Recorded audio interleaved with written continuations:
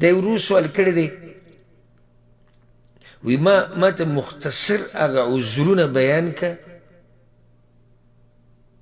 چې د هغې د لاسه یو انسان له دا روا کېږي چې دی د روژه ونه نیسي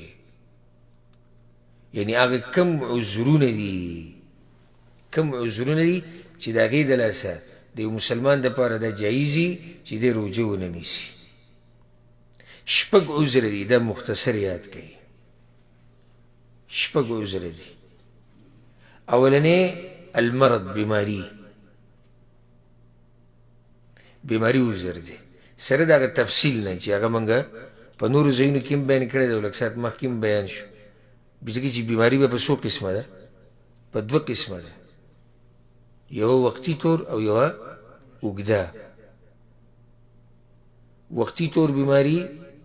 روژه دې نه نیسي او بیا به وروسته قضا راوړي اوږده بیماري چې ښه کېدو امید نه نو بس دی به د ورځې په بدله کې یو مسکین له خوراک ورکوي دویم عذر السفر سفر عذر دی دریم عذر د زنانه دپاره دی ماشوم له پی ورکول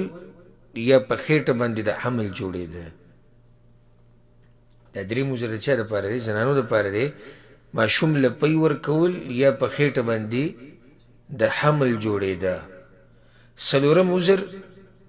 بوډاوالی ډېر بوډاوالی یو خو هغه عام بوډاوالی چې انسان بدن کې طاقت یې صحیح ډېر بوډاوالی چې انسان کمزوری شي نو دی بیا د ورځې په بدله کې غریب له خوراک ورکوي پنځم عذر چې لوږه او تندې خراب کي او بدن ته نقصان ملاویږي نو دله جایز دی لکه اوس یو سړی دی دومره تږی شوی دی که اوبه یې ونه څښړې نو کیدای شي مړ شي یا که څه ونه خوړو نو کیدای شي ګډ مصیبت ورته میلاو شي نو په داسې ټایم کې بیا جایز دی د عذر په بنا چې دی د روژه ماته کړي او شپږم عذر اکراه مطلب یعنی زور زبردستی په چا باندې وشي لکه اوس یو سړی دی د هغه په تندي باندې چا ټوپک کېښود چې ته به دا روژه لازم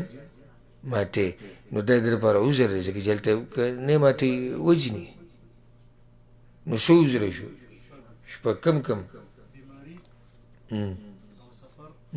او دریم د زنانو دپاره دی چې بچی په خېټه یا ماشوم له پی ورکوي او ډېر عمر چې عمر یې ډېر زیات وي ډېر بوډاوالی او هغه بیمار چې روژې والا نقصان ورکوي